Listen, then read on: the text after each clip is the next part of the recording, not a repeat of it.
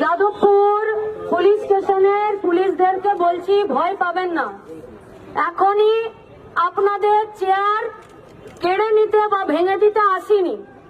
হাঁটু না কাঁপলে, যদি বুকের পাটা থাকে, তাহলে ব্রাত্য বসুকে অ্যারেস্ট করে দেখান।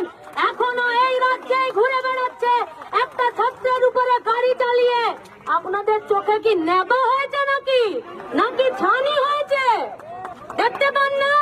আরে কার মাথায় হেলমেট নেই, চোখ তখন ছানা বড় হয়ে যায় পকেটে গান্ধীজি আছে কিনা দেখার জন্য। আর বড় বড় চোখ নিয়ে দেখতে পেলেন না একটা বাচ্চা ছেলের উপরে রাজ্যের শিক্ষামন্ত্রী গাড়ি চালিয়ে দিল। আবার একটা তৃণমূল নেতা বলছে কালকে 1 মিনিটে নাকি যাদবপুর দখল করে নিবে, বলেছে না?